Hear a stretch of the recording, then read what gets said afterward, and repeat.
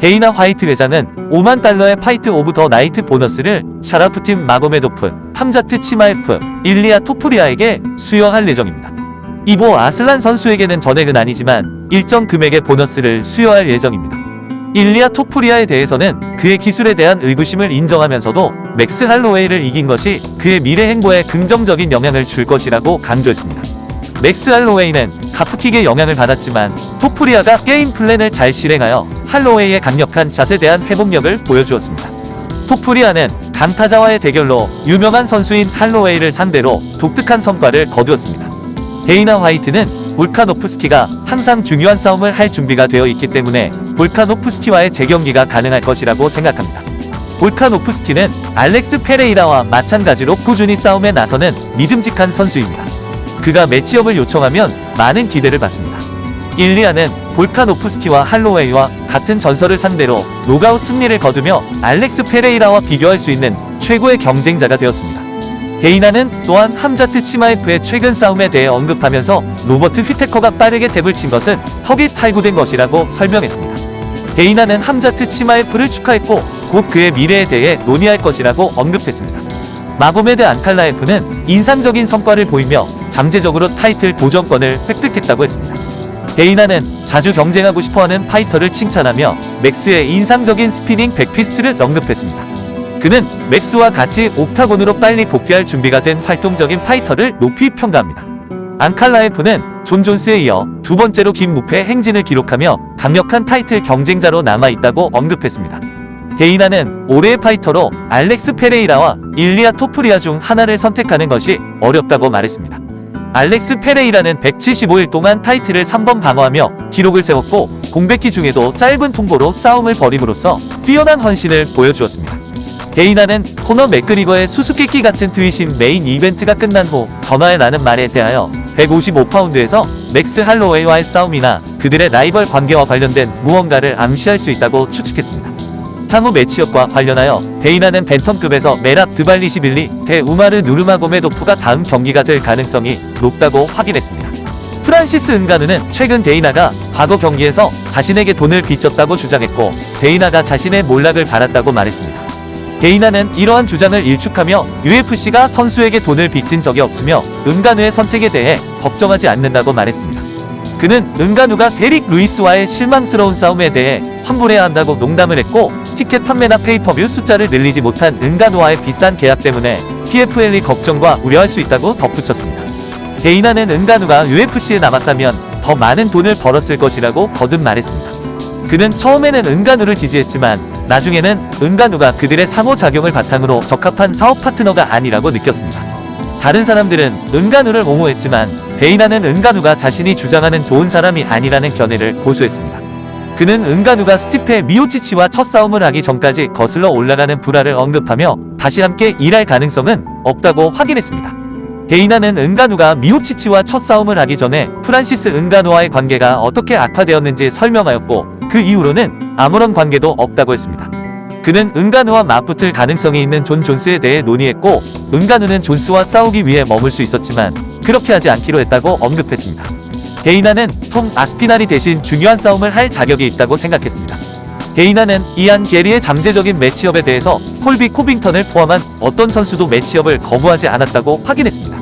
데이나는 션 스트리클랜드 또는 함자트 치마에프가 드리커스 두플레시스와 다음에 맞붙을지 결정하지 않았으며 팬들에게 화요일의 업데이트를 기다리라고 조언했습니다. 데이나는 또한 UFC가 리야드, 아부다비 및 기타 지역에 관심을 가지고 중동으로 더 확장할 계획이라고 밝혔습니다.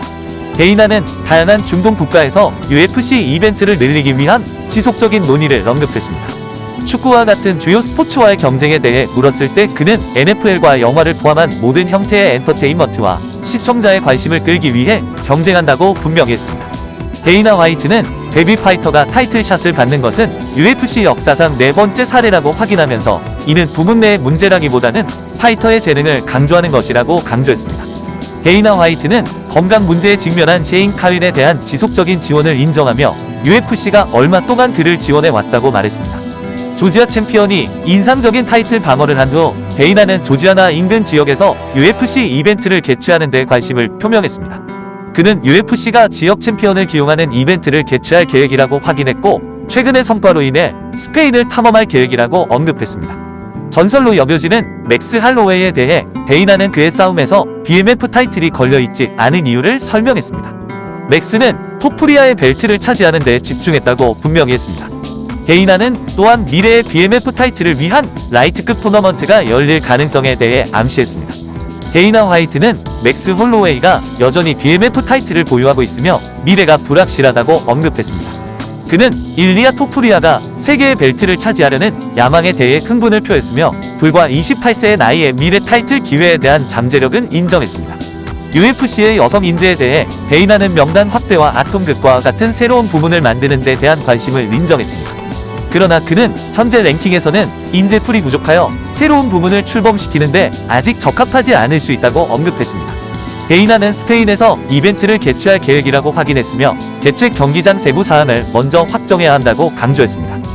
그는 일리아 토프리아가 맥스 할로웨이와 볼카노프스키를 상대로 최근 승리하면서 패더급 랭킹에서 자신의 지위가 높아졌으며 전설을 물리친 것이 그의 신뢰성을 더한다고 언급했습니다.